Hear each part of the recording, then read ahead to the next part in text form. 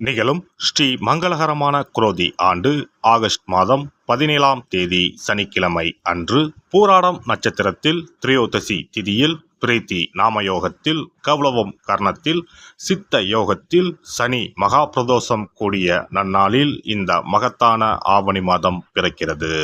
ஆவணி மாத கிரக நிலைகளை பார்க்கும் போது ரிஷப ராசியில் குரு பகவானும் செவ்வாய் பகவானும், கடக ராசியில் புதன் பகவானும், சிம்ம ராசியில் சூரிய பகவானும் சுக்கிர பகவானும் உள்ளனர். கன்னி ராசியில் கேது பகவானின் சஞ்சாரம் உள்ளது. கும்ப ராசியில் சனி பகவான் வக்ரத்தில் உள்ளார். ராகு பகவான் மீனராசியில் பயணம் செய்கிறார். இந்த மாதம் கிரகங்களின் பெயர்ச்சி என எடுத்துக்கொண்டால் ஆவணி மாதம் 10ஆம் தேதி செவ்வாய் பகவான் ரிஷப ராசியில் இருந்து மிதுன ராசிக்கும், சுக்கிர பகவான் சிம்ம ராசியில் இருந்து கன்னி ராசிக்கும் பெயர்ச்சி அடைகின்றனர். ஆவணி மாதம் 15ஆம் தேதி புதன் பகவான் கடகராசியில் இருந்து சிம்ம ராசிக்கு இடப்பெயர்ச்சி அடைகின்றார். இந்த கிரகங்களின் பெயர்ச்சி மற்றும் சிம்மத்தில் இணையும் சூரியன் புதன், கன்னி ராசியில் இணையும் கேது சுக்கிரன் ஆகிய கிரகங்களால் இந்த ஆவணி மாதத்தில் உங்கள் ராசிக்கு உண்டாகும் சுப பலன்கள் என்ன என்பதனையும், அசுப பலன் ஏற்படுமாயின் ராசிக்காரர்கள் செய்ய வேண்டிய பரிகாரம் என்ன, வழிபட வேண்டிய தெய்வம் யார் என்பதனை பற்றி விரிவாக காண்போம். உங்கள் வாழ்வில் வளமும் நலமும் செல்வ செழிப்பும் பெற்று வாழ்வில் உயரிய நிலையை அடைய எல்லாம் வல்ல எம்பெருமானை வேண்டி விரும்பி கேட்டுக்கொள்கிறேன். எப்போதும் தர்ம சிந்தனையுடன் காணப்படும் துலாம் ராசி அன்பர்களே, நீங்கள் அவசரப்படாமல் நிதானமாக எந்த ஒரு செயலையும் செய்தால் வெற்றி நிச்சயம். இந்த மாதம் எல்லா வகையிலும் நன்மைகள் உண்டாகும். எதிர்ப்புகள் விலகும். பணவரத்து அதிகரிக்கும். நண்பர்களால் உதவிகள் கிடைக்கப் பெறுவீர்கள். தொழில் வியாபாரம் தொடர்பாக சில முக்கிய முடிவுகள் எடுப்பீர்கள். வியாபாரம் தொடர்பான வழக்கு விவகாரங்களை தள்ளி போடுவது நல்லது. எதிர்பார்த்த லாபம் கிடைத்தாலும் பண தேவை ஏற்படும். உத்தியோகத்தில் இருப்பவர்கள் கூடுதலாக பணியாற்ற வேண்டியிருக்கும். மேல் அதிகாரிகள் உங்களுக்கு உறுதுணையாக இருப்பார்கள். குடும்பத்தில் ஏதாவது வீண் விவகாரங்கள் ஏற்பட்டு நீங்கும். கணவன் மனைவிக்கு இடையே திடீர் கருத்து வேற்றுமை உண்டாகலாம். உறவினர்கள் மூலம் எதிர்பார்த்த உதவிகள் தாமதமாக கிடைக்கும். பிள்ளைகளுக்காக கூடுதலாக பாடுபட வேண்டி இருக்கும். சகோதரர்களிடம் கவனமாக பேசுவது நல்லது. பெண்களுக்கு இந்த மாதம் பணவரத்து கூடும். ஏற்கனவே செய்த ஒரு காரியத்தின் பலன் இப்போது கிடைக்கும். திடீர் மன வருத்தம் ஏற்படலாம். கலைத்துறையினரை பொறுத்தவரை மற்றவர்களுக்கு உதவ போய் வீண் பிரச்சனைகளில் மாட்டிக்கொள்ளலாம். கவனம் தேவை. வாகனங்களில் செல்லும் போது எச்சரிக்கையாக செல்வது நல்லது. அரசியல் துறையினருக்கு எல்லா நன்மைகளும் உண்டாகும். மன துயரம் நீங்கும். சிற்றின்ப செலவு அதிகரிக்கும். மனதில் ஏதாவது ஒரு கலக்கம் ஏற்படும்.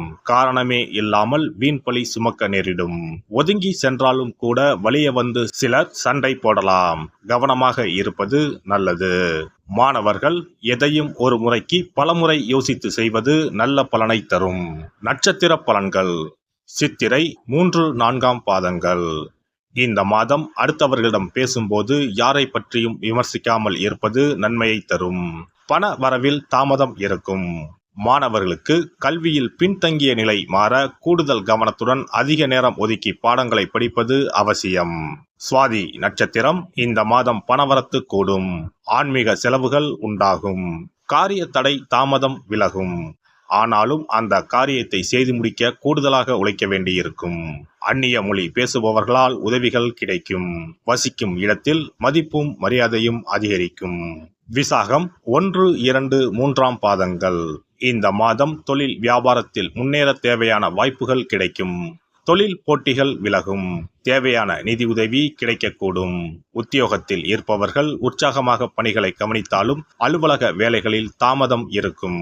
புதிய வேலைக்கு முயற்சி செய்பவர்களுக்கு சாதகமான பலன் கிடைக்கும். மகாலட்சுமி தேவியை வணங்கி வர குடும்பத்தில் மகிழ்ச்சி நிலவும். சுபிட்சம் உண்டாகும். சிறப்பு பரிகாரம். சொந்த வீடு அமைவதற்கு ஆன்மீக பரிகாரம். சொந்த வீடு கனவு நிறைவேற வேண்டும் என்பதற்காக எத்தனையோ கோவிலுக்கு சென்று எத்தனையோ பூஜை வழிபாடு என செய்தும் ஒன்றும் நடக்கவில்லை என்பவர்கள் வீட்டிலேயே இந்த எளிய பரிகாரத்தை செய்து வந்தால் நல்ல பலன் கிடைக்கும். எளிமையான இந்த 2 பரிகாரங்களை செய்து வந்தால் விரைவில் சொந்த வீடு யோகம் அமையும். அதனால் நம்பிக்கையுடன் இந்த சக்தி வாய்ந்த வழிபாட்டை செய்து வரவும். எவ்வளவுதான் சொத்து பணம் இருந்தாலும் நமக்கென்று ஒரு வீடு இல்லை என்றால் அது மனக்குறையாகவே இருக்கும்.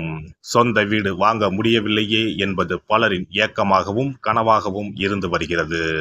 சொந்த வீடு வாங்க வேண்டும், வாங்கிய இடத்தில் விரைவில் வீடு கட்ட வேண்டும், ஏற்கனவே துவங்கியிருந்த வீட்டின் பணிகளை பணப்பற்றாக்குறையால் கட்டி முடிக்க முடியவில்லையே என்ற கவலையில் இருப்பவர்கள் ஏராளம்.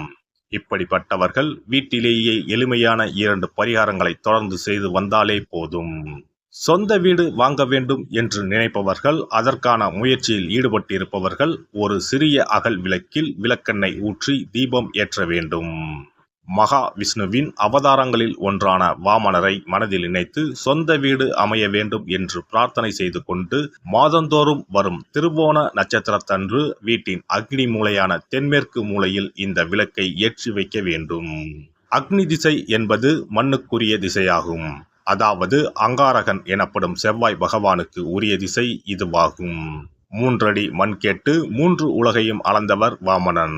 அதனால் அவரை நினைத்து பால் பாயசம் நிவேதனமாக படைத்து வழிபட்டு வந்தால் விரைவில் சொந்த வீடு யோகம் அமையும்.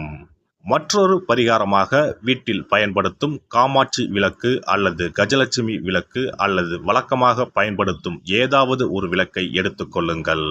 விளக்கை சுத்தம் செய்து மஞ்சள் குங்குமம் வைத்து வாசனை மிகுந்த வெள்ளை நிற பூக்கள் சாற்றுங்கள். பிறகு 5 ரூபாய் நாணயத்தை விளக்கிற்குள் போட்டு நெய் அல்லது எண்ணெய் ஊற்றுங்கள். ஒரு சிறிய தட்டின் மத்தியில் மஞ்சள் குங்கும பொட்டு வைத்து அதன் மீது 5 ரூபாய் நாணயத்தை வைத்து நாம் ஏற்கனவே தயார் செய்த விளக்கை இதில் வைத்து விளக்கினை ஏற்ற வேண்டும்.